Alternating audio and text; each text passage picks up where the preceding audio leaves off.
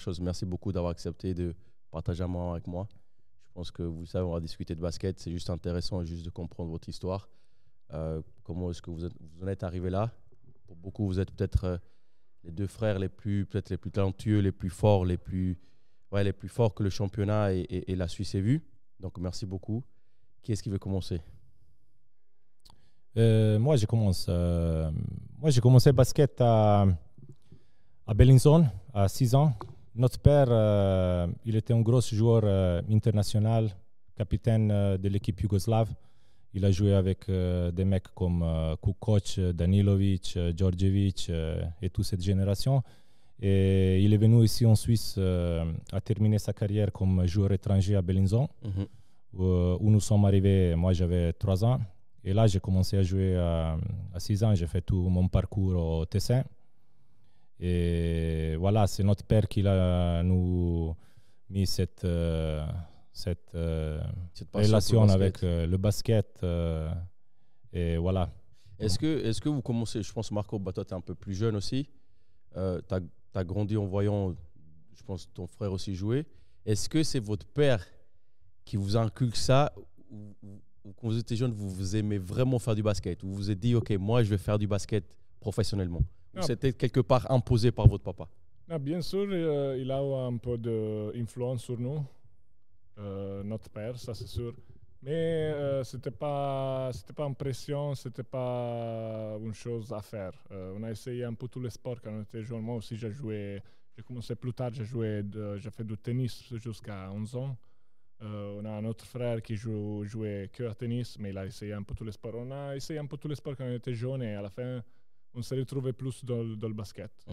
C'est sûr que notre père il a cette influence, mais à la fin, c'était plutôt nous qui on a décidé. On s'est retrouvé à faire un jeu comme basket, un team sport où il y a les coéquipiers et tout ça. À quel moment est-ce qu'on décide de se dire, OK, je vais faire de ça mon métier?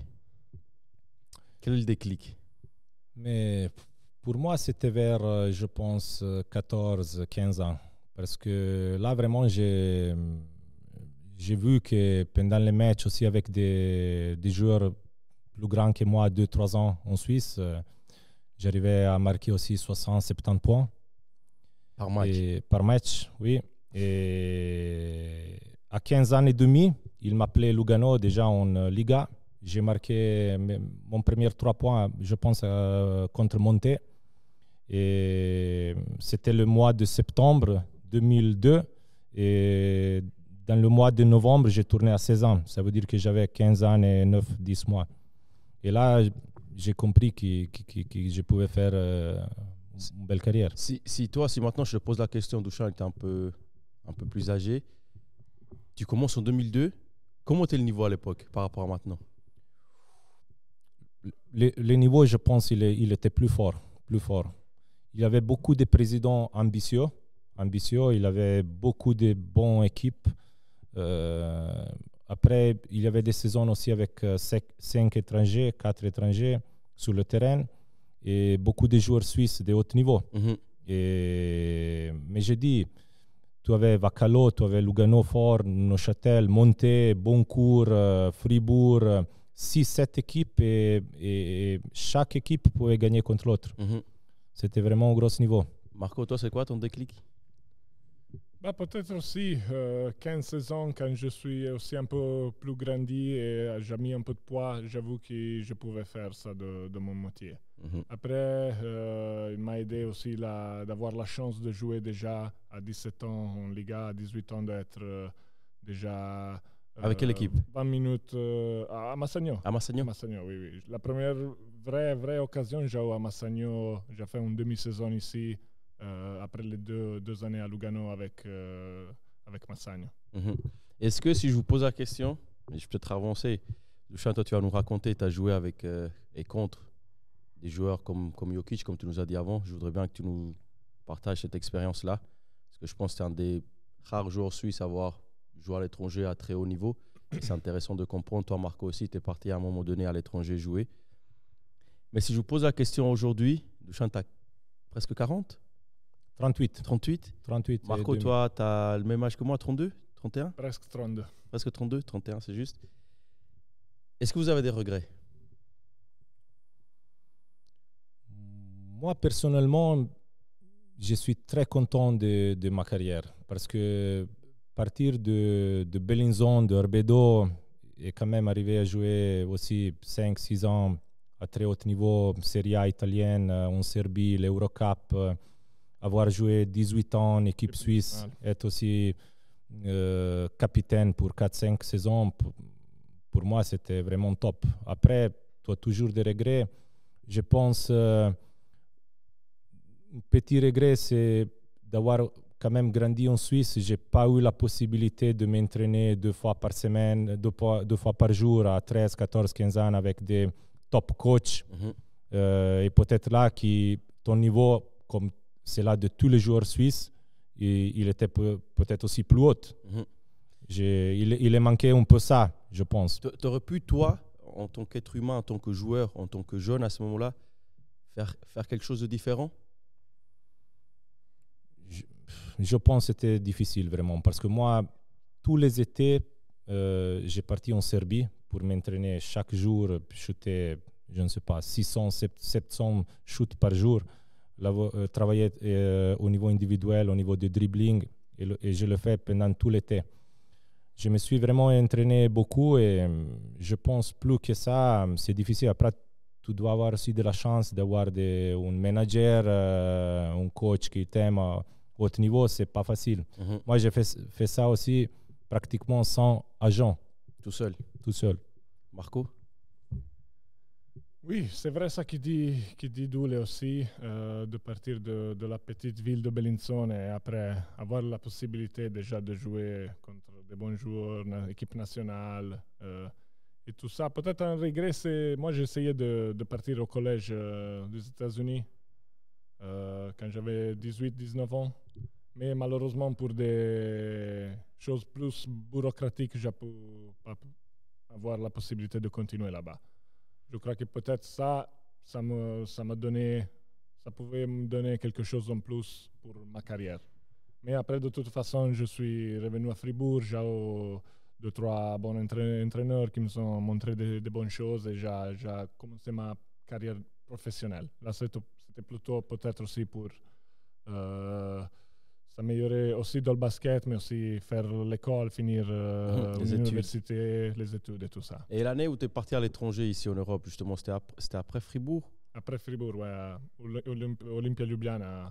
Est-ce que la même question que j'ai posée à Dušan, est-ce que tu penses que toi, tu aurais pu faire quelque chose de mieux, mais toi, en tant que personne, en tant que joueur, en tant que... Oui, c'est sûr, c'est sûr. On n'avait aussi pas la chance, c'était un peu une situation particulière, c'était parce que l'Union Olympia c'est la meilleure équipe slovène. Elle arrivait de 10 ans de Euroleague, mais malheureusement ils n'ont pas très bien géré la situation économique.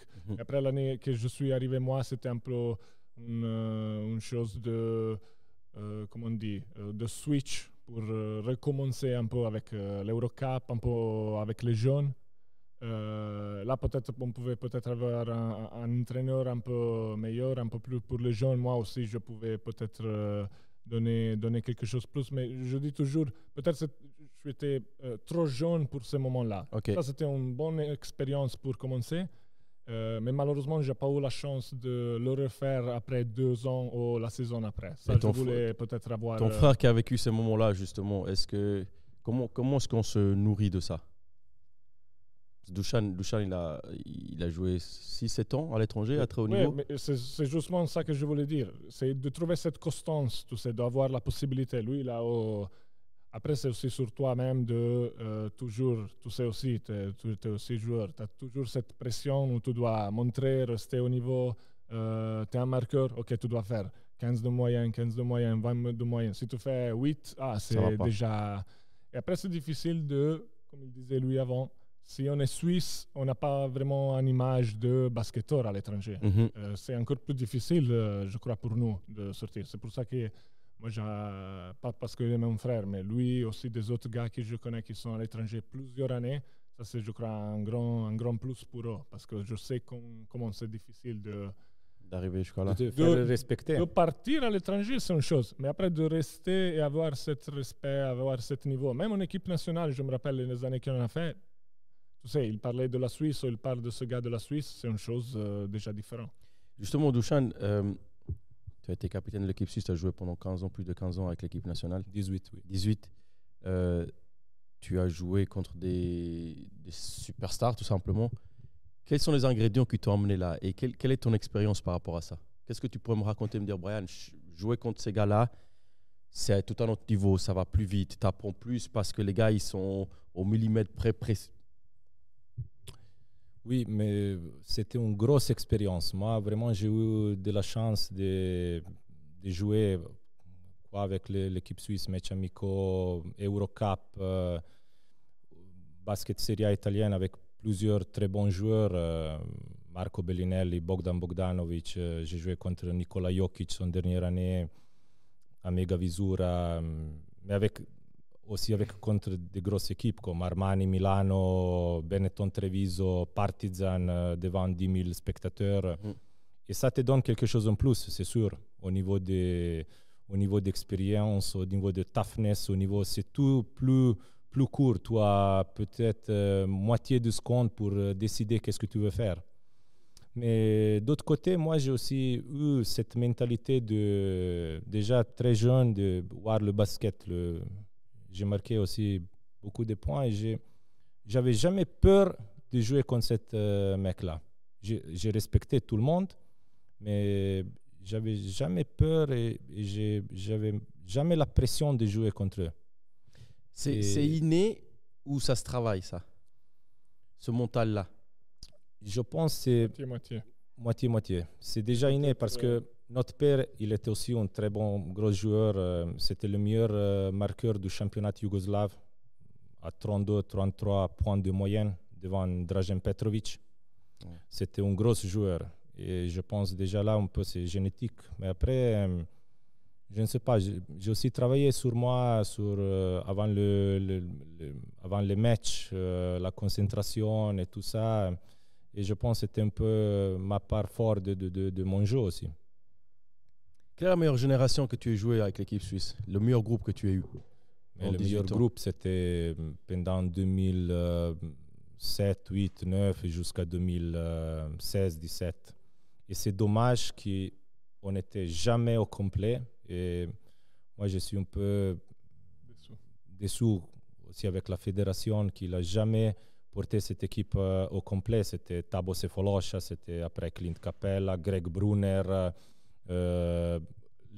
Ma génération de joueurs suisses comme Buscaglia, Vogt, Stokal, per moi, et aussi la nouvelle génération de Marco, Kovac, Couture, Jurkovic, Kazadi. C'était une très grosse équipe, mais on ne l'a jamais eu au complet pendant l'été. Est-ce que tu penses qu'on peut faire quelque chose de mieux pour que les joueurs suisses qui s'investissent aient envie de porter ce maillot de l'équipe nationale et essayer de faire quelque chose de grand? Vous avez battu la Russie à un moment donné. La Serbie. La Serbie aussi. Presque qualifié pour le championnat d'Europe. On était 2 fois à un match de la qualification pour le championnat d'Europe. Une victoire de match pour se Je pense que 2014, on a perdu contre la Bulgarie et 2021 au 20, on a perdu contre la Finlande. Qu'est-ce qu'on pourrait faire pour que ça s'améliore, ça?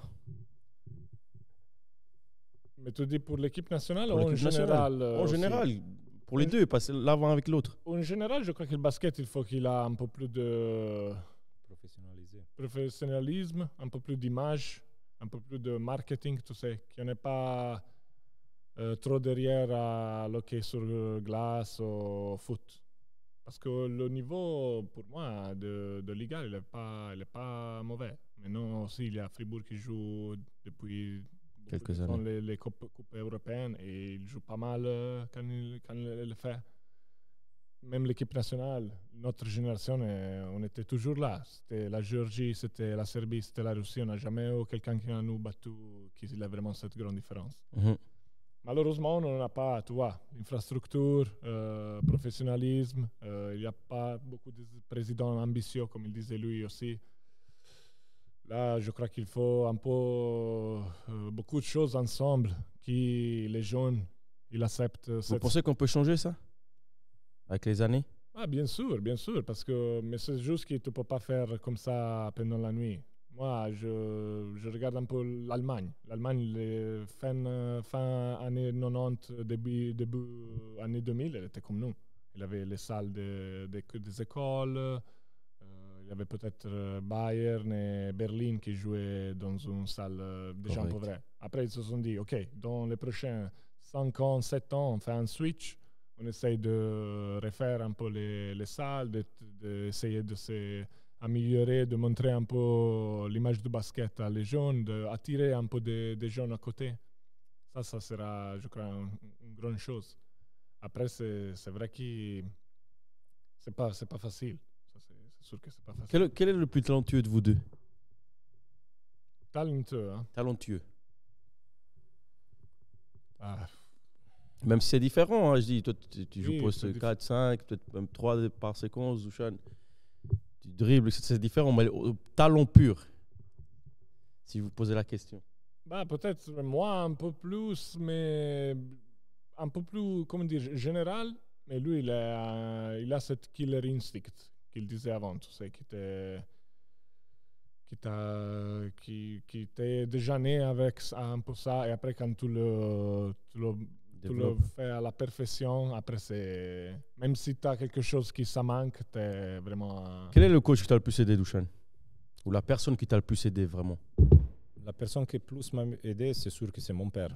Parce que c'est avec lui que j'ai travaillé beaucoup pendant l'été, pendant les années. J'ai dit, il était entraîné par des gros coachs, Bojan Malkovic, Duda Ivkovic. Il a joué vraiment à top niveau. Lui, c'est la personne qui plus m'a aidé. Mais après, j'ai eu vraiment de la chance d'avoir de très bons coachs pendant ma carrière. J'ai eu un coach en Italie ma première année au Varese, Ruben Magnano, qui était champion olympique avec l'Argentine, avec Manu Ginobili, Scola, Oberto. J'ai eu lui comme coach, champion olympique. J'ai eu en Serbie un coach qui vraiment il m'a aidé beaucoup, Muta Miroslav Nikolic, qui était champion du monde avec la Serbie et champion européen aussi avec la Serbie. Et aussi en Suisse, je peux dire que j'ai eu de très bons coachs comme Joe Welton, Rudej, Petar Aleksic aussi. J'ai eu de bons coachs. Et ils m'ont aidé tous un petit peu pour grandir, pour améliorer toujours. Ici en Suisse, si tu devais en choisir un, celui-là qui t'a le plus vraiment marqué, ça serait lequel entre les noms que tu as cités? C'est difficile à dire, mais en Suisse, avec lesquels j'ai gagné de plus et ils m'ont aidé, c'est sûr, Ivan Rudej et Petar Aleksic. Ok, les deux. Tu les mets les deux au même niveau? Oui. Okay. On a gagné beaucoup de titres, Coupe, Championnat à Genève. À Fribourg, on a gagné 8 titres, je pense, en 3 ans, de 2016 à 2019. Et toi? Oui, moi aussi, j'ai eu la chance d'avoir des bons coachs en Liga. Mais c'est sûr, peut-être... Rapproche-toi un peu. Ouais, merci. Parfait. J'ai eu la chance d'avoir aussi des bons coachs, mais je crois que les deux, peut-être les plus importants, peut-être qu'on peut dire pour ma carrière, c'est sûr aussi. Petar Aleksic, parce que c'est là, quand je suis revenu de collège aux États-Unis, que j'ai commencé, j'ai fait 2 années avec lui à Fribourg, où vraiment je crois, grandi beaucoup dans le monde de basket. Et après, c'est sûr aussi, tu l'as aussi eu à monter Nick Shabavcevic, avec lequel on a aussi gagné une coupe de la Ligue, qui c'était une grande surprise. Et oui, moi, quand je gagne avec quelqu'un, je ne peux jamais dire rien. C'est sûr que pour moi, c'est toujours un bon coach ou une personne avec laquelle j'ai fait quelque chose de bel et que ça reste quelque chose. Moi, je voudrais avoir votre avis sur quelque chose. Et vous avez la chance d'avoir gagné beaucoup de titres. Si un joueur qui a dédié beaucoup d'années à s'entraîner a évolué comme vous l'avez fait, parce que vous m'avez dit que vous venez de rien, si je peux me permettre, et vous faites une carrière encore incroyable parce que vous jouez encore. Si on ne gagne pas de titre, est-ce que c'est un échec? Ça dépend. Ça dépend toujours, Toujours. quel budget tu as Ouais. comme équipe. Moi, j'ai eu de la chance vraiment de gagner pour, je pense, 12 ou 13 ans, pratiquement de suite, un titre en moyenne, au minimum. J'ai seulement eu Massagno, je pense, 1 ou 2 saisons où on n'a pas gagné quelque chose. Et une autre saison, peut-être à Lugano au début. Toutes les autres années, j'ai gagné quelque chose. Tu sais que c'est chanceux, ça. Et, C'est la chance de pouvoir... Moi, je parle avec Mitard, et Mitard, il me disait qu'il avait fait 20 ans aussi, à peu près comme toi, et que juste pendant 3 ans, il avait l'opportunité de se battre pour jouer des titres. Et j'ai joué toujours dans l'équipe. On a poussé dans le top 3, top 2 équipe finale, demi-finale de championnat. Et pour moi, c'est toujours un échec parce que je suis été habitué toujours à jouer la finale. Et pour moi, je suis toujours déçu si je perds en demi-finale, en quart de finale. Mais quand même, c'est la vie. Tu ne peux pas aussi gagner tous les fois. On est aussi arrivé aussi au Massagno. Il ne faut pas oublier que Massagno, il y a 5-6 ans, il avait des saisons aussi où il gagnait 2-3 matchs par saison. Et aussi, arriver ici et faire qu'est-ce qu'on a fait les derniers 3-4 ans, créer une équipe qui maintenant il est respectée par tous et qui joue les finales et demi-finales, ce n'était pas tellement simple. Parce que Massagno, je pense, en 60 ans d'histoire, il n'a jamais joué en demi-finale de championnat, par exemple. Il n'a jamais gagné un titre. Et ça, c'était pas facile de le faire les derniers 2-3 ans. On a joué 5 finales, je pense. Avec Massagno depuis. Avec Massagno, on a gagné une Super Coupe et une Coupe de la Ligue. C'est ici en Suisse, on est les experts pour mettre des mots sur les gens. Et quand vous êtes venu ici, si je peux me permettre, les gens disaient « Ah, mais les frères Mladian, ils ne peuvent pas jouer ensemble. Ils ne pourront jamais jouer ensemble. » C'est pas une réponse, vous n'avez rien à prouver à personne, mais qu'est-ce qu'on dit à ça? Ça dépend qui dit ça. Tu sais, c'est quelqu'un qui ne comprend rien de basket. Mais bien sûr. Non, après, c'est ça. Ça doit voir d'où il vient parce que je crois que 100% des gens qui sont dans le basket, qui connaissent un peu de ce sport, ils pensent pas ça. Au moins parce qu'on a toujours joué ensemble. Même quand on était Genève-Monté, au Fribourg-Genève, au Lugano-Fribourg, on était toujours en équipe nationale ensemble. Après, on a joué ensemble au Lugano, on a gagné un triplé. On a joué pour 10 ans en équipe suisse ensemble. Oui. Ça marchait toujours. Ça veut dire, si ils envoient les matchs en équipe suisse, quelqu'un qui ne comprend rien de basket, il peut dire ça. Ouais. Quel est le meilleur souvenir que vous avez ensemble en termes de basket? Quand on a gagné la Serbie.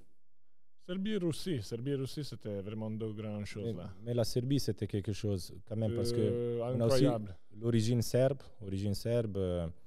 et quand même la Serbie, l'année avant, il était deuxième au champion du monde, deuxième au championnat européen. En plus, il avait une bonne équipe, tu sais, il avait 6-7 joueurs d'Euroleague et le reste était tout Eurocup ou aussi Euroleague. Parce qu'après aussi ça, il y avait beaucoup de personnes qui disaient on a battu le Serbie, toujours 4e ligue. Cette équipe, c'est incroyable. Oui, je crois que c'était même pas ça. Il va rester dans l'histoire quand même, un petit Suisse qui bat la Serbie. Oui. Oui, ils n'ont pas joué avec Jokic, ils n'ont pas joué avec Bogdanovic, 2-3 joueurs, mais aussi nous, on n'a pas joué avec Clint, on n'a pas joué avec Thabo. Vous n'étiez pas complet non plus. Oui. Ça change. Et battre une équipe avec telle intensité, tel joueur qui joue Euroleague, Partizan, Espagne, tout ça, c'est quelque chose d'incroyable qui va rester, je pense, dans l'histoire de basket suisse. Est-ce que vous pensez que vous aurez, avec un peu de chance, pu jouer en Euroleague les deux? Avec votre talent, avec votre éthique de travail, avec tout ce que vous avez accompli, est-ce que c'est quelque chose qui... pour lui, malheureusement, il était un joueur pour lui-même. Parce que quand il a commencé, maintenant, si tu dis Suisse, au moins on a quelqu'un en NBA, on a Otabo, on a 2-3 qui sont à l'extérieur. Mais quand lui il a commencé, on avait vraiment. Moi, je crois que le seul qui était sorti, elle était Mrazek dans les années 90. Mhm. C'était encore plus difficile, je crois, pour lui. Et s'il avait un peu plus de chance avec agent, pas agent, un peu tout ce monde qui est aussi. Autour du basket. Oui, autour du basket, mais c'est aussi un peu, quelquefois, pas très bon pour le joueur. Si tu as vraiment du talent, si tu mérites. Quelquefois, il vient aussi des joueurs qui méritent moins peut-être de quelqu'un d'autre. Je crois que s'il avait un peu plus de chance de ce bon moment de sa carrière, il pouvait facilement jouer. Dans tous les titres que vous avez gagnés individuellement, c'est lequel que tu préfères, Dusan, ici en Suisse? Celui-là qui a le plus de valeur ou celui-là qui a eu le plus d'impact sur toi? Et j'aimais aussi beaucoup l'année où on a gagné ensemble le triplé à Lugano. C'était 2011, 2012, je pense. Ouais, il y avait une coupe presque au buzzer. Oui. Mais je ne peux pas dire. J'avais beaucoup vraiment de titres aussi difficiles à gagner. Je pense aussi la Coupe Suisse 2013 avec Lugano, buzzer beater de Aboukar, le dernière seconde contre Monté. Okay. Mais même avec Fribourg, Coupe, championnat. Même avec Massagno, gagner la Coupe de la Ligue, c'était pas facile. On a gagné ensemble. Contre Vevey, hein? Contre Vevey, Genève en demi-finale, on était moins 12 ou moins 14 à 7 minutes de la fin. Ouais, c'était nous. Tous les titres. Tous les titres.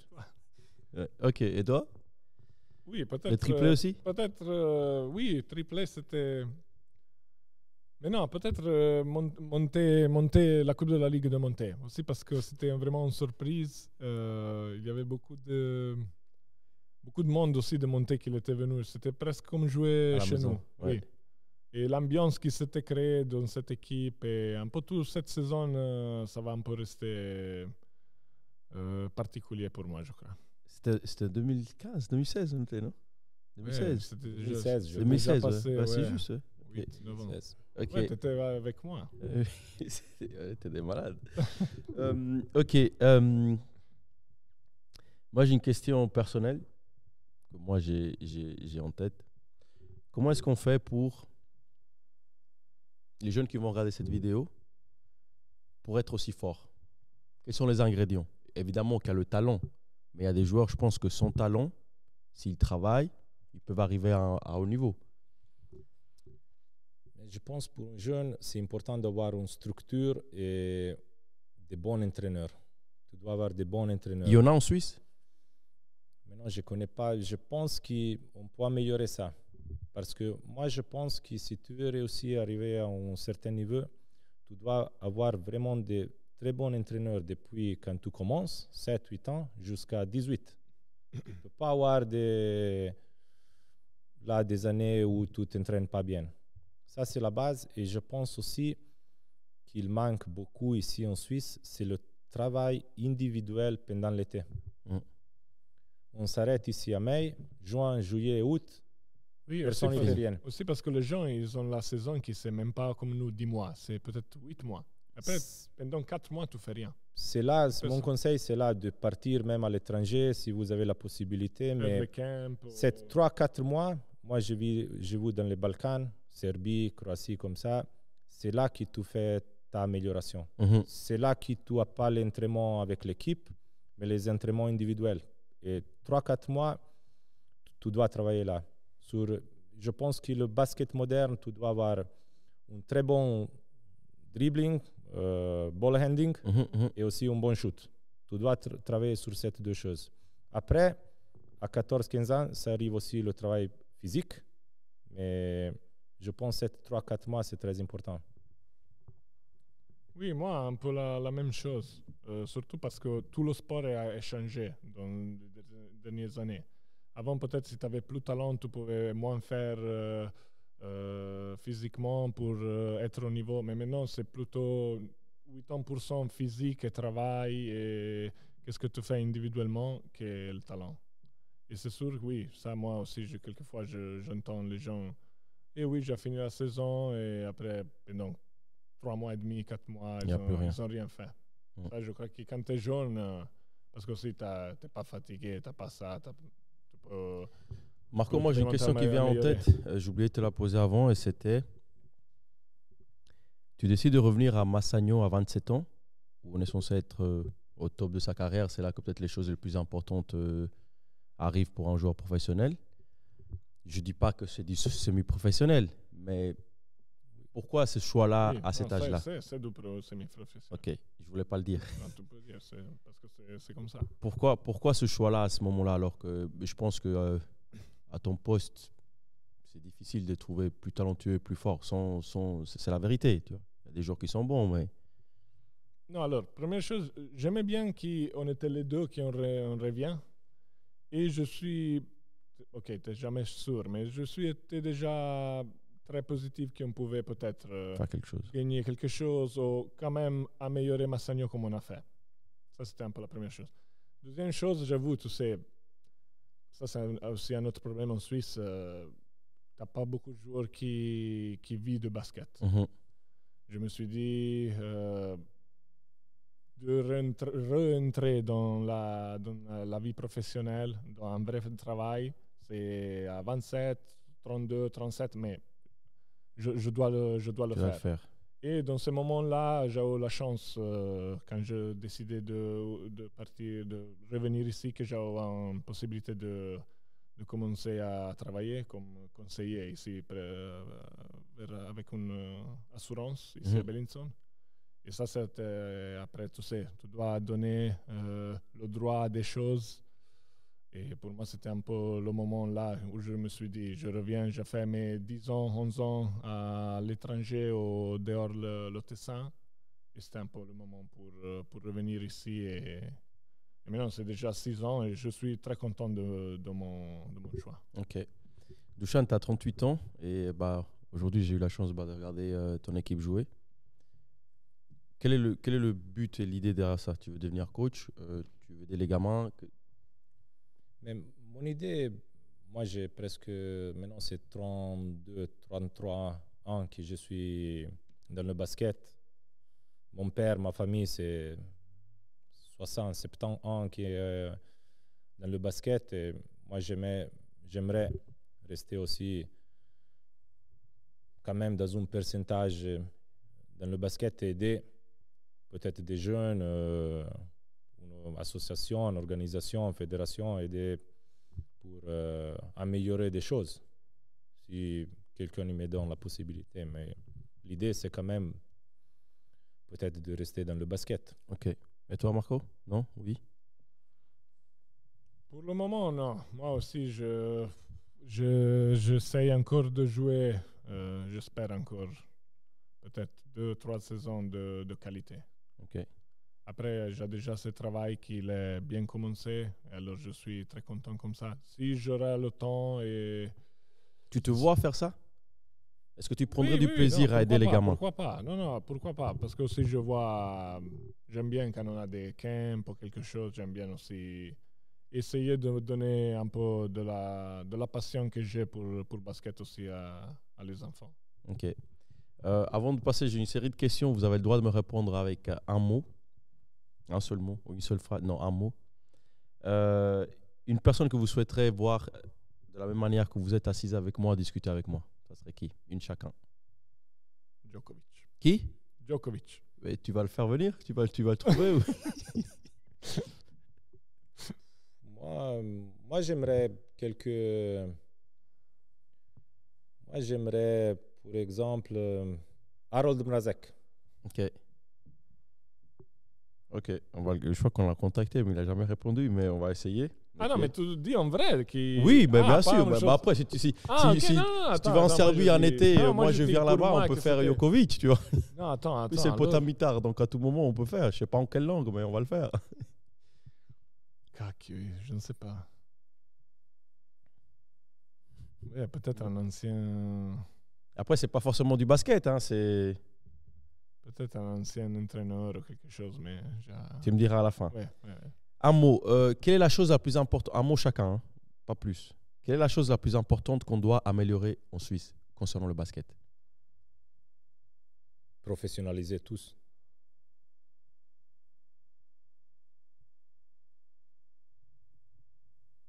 Ouais, c'est une chose générale. Général, ouais. Général. Ok. Le meilleur coéquipier que tu as eu.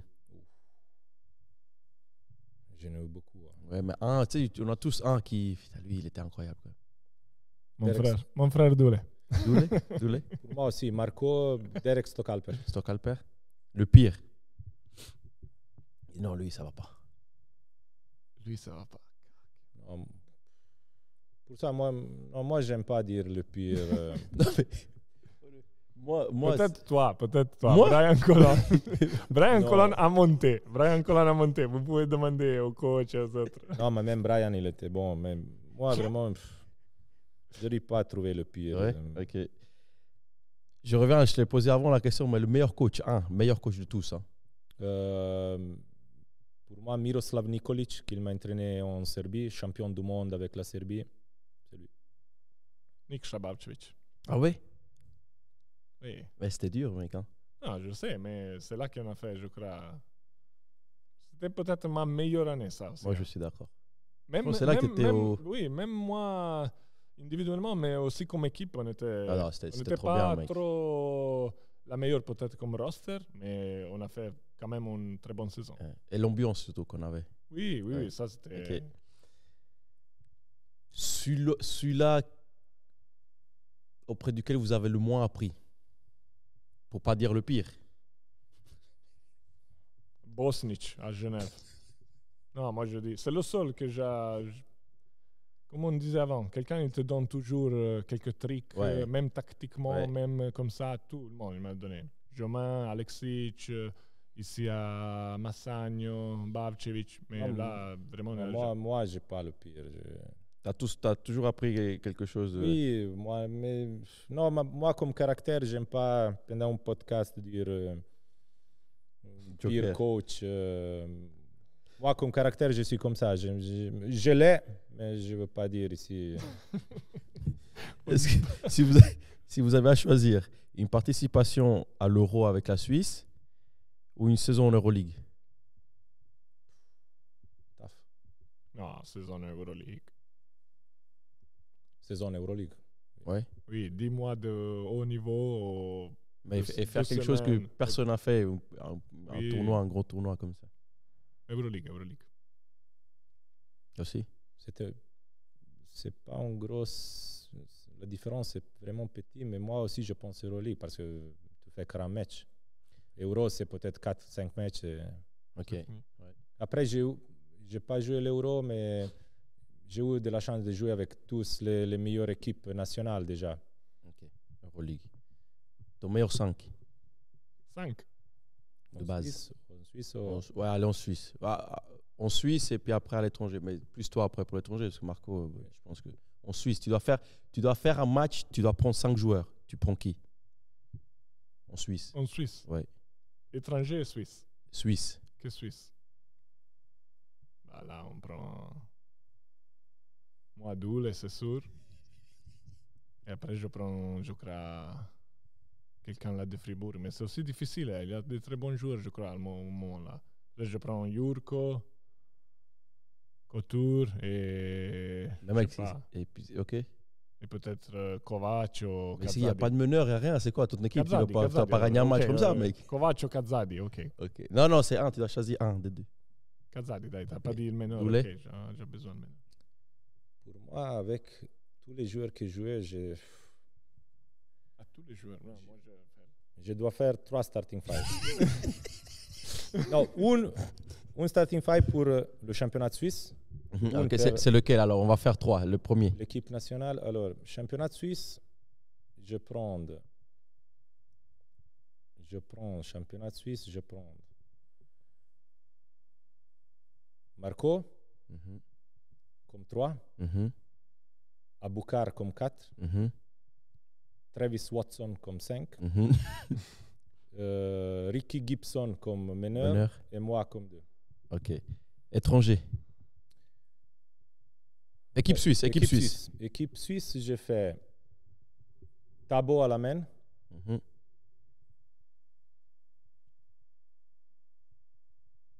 je vais mettre moi comme 2, Harold Mrazek comme 3. 3, Greg Brunner et Clint Capella. Ok.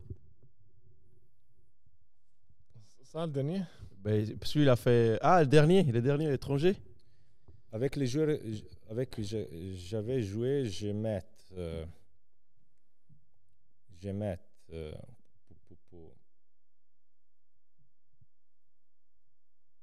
Stefan Jovic. Mhm. J'ai joué en Serbie, meneur de jeu de l'équipe serbe. Comme 2, je mets Delonte Holland, un Américain très fort avec. Varese. J'ai joué au Varese. Numéro 3, je mets Nikola Kalinic, Mhm. joueur de ex-Barcelone, Fenerbahçe, tout ça. 5, je mets de nouveau Clint. Et 4, Jokic. ok, Jokic, j'ai joué contre, mais avec lequel j'ai joué, Glenn Secunda, un autre Américain très fort, championnat italien. Ok. Toi, tu veux un autre 5? Non, ça Non, ça va. Ok. il a déjà dit. Non, aussi les étrangers, c'était pas mal là. On peut parler des arbitres ou pas? Comment est-ce qu'on améliore la qualité de. Ça passe par là aussi, les gars, je suis désolé, mais Oui. pour que le niveau soit bon, tout doit être plus ou moins bon. Comment Ouais, est-ce qu'on pourrait faire pour améliorer, rien ne serait-ce que la relation entre les joueurs et les arbitres, ou peut-être le niveau? Qu'est-ce qu'on pourrait faire? Qu'est-ce qu'on peut apporter comme idée en tant que joueur? Simplement plus de communication. Il faut qu'il y ait plus de communication, je pense. Je pense que la fédération, il doit aussi comprendre et les arbitres, il faut comprendre aussi que dans le basket suisse, il y a quand même des bons joueurs qui ont une bonne carrière, il y a des bons coachs qui ont une bonne carrière. Et je pense, j'écoute beaucoup de fois qu'il faut respecter les arbitres, c'est juste, il les faut respecter. Mais j'ai jamais écouté que aussi les arbitres, il faut qu'ils respectent les joueurs, les coachs et la carrière qu'ils ont eue. Mhm. Et ça part tout de la communication. Moi, comme vous, je pense, vous regardez les matchs d'Euroleague, de NBA, championnat italien, espagnol, le respect qu'il y a aussi de la part des arbitres, la communication qu'il y a. Je pense que ça manque en Suisse. Tu peux louper une chose, mais si un arbitre il vient, il t'explique bien les choses. Toi aussi, comme joueur, tu es tranquille, tu es calme. Et je pense que ça manque. Il faut respecter quelqu'un qui a joué 10-15 ans en équipe suisse. Si tu regardes le championnat italien, comme ils sont respectés les joueurs italiens par la fédération, par les arbitres en Espagne, il faut respecter un Marco, il faut respecter un Couture, il faut respecter un Jurkovic, un Kovac, un Colon, pour ce qu'ils ont fait pour le basket suisse. Et ça a toujours été comme ça à l'époque? Toi qui, ça fait plus de 20 ans, tu as commencé en 2002, ça a toujours été comme ça? Non, c'était pas comme ça. Non, avant, je pense qu'il y avait plus de communication entre les arbitres. Il y avait une génération, une génération des arbitres avec beaucoup de personnalité. Ils t'expliquent toujours. C'était des fois aussi comme ça, mais il y avait gérait beaucoup mieux la pression et la communication. Oui. Je me souhaite Eric Bertrand, Luca Carlini, Lehmann, à l'époque, des très gros arbitres. Et toujours, il y avait du respect et de la communication. Oui, on était au même niveau. Tu sais, quelquefois, il faut aussi voir que les joueurs, ils sont les protagonistes du jeu, de l'ambiance, de tout ça. Et c'est normal d'avoir un peu d'émotion, d'avoir... parce que beaucoup de fois, nous, on joue pour notre objectif. Beaucoup de pression, beaucoup de choses. On doit gagner, on doit... On s'entraîne aussi. Et on s'entraîne chaque jour 2-4 heures pour essayer de gagner. Après, il faut avoir cette chose, comme il disait lui, bidirectionnelle, tu sais. Ou, oui, nous, on sait que c'est difficile de faire l'arbitre. L'arbitre aussi, il doit connaître un peu qu'est-ce que ça veut dire. Et les joueurs. Qu'est-ce que ça veut dire être joueur. Et là, je crois qu'on n'est pas dans le même niveau, là. Mais quelqu'un, il pense qu'il est plus haut que l'autre. Ouais. Qui c'est pas, évidemment, c'est pas la juste chose. Moi, ce que j'ai vu, c'est un peu dommage que j'ai joué 18 ans en équipe suisse.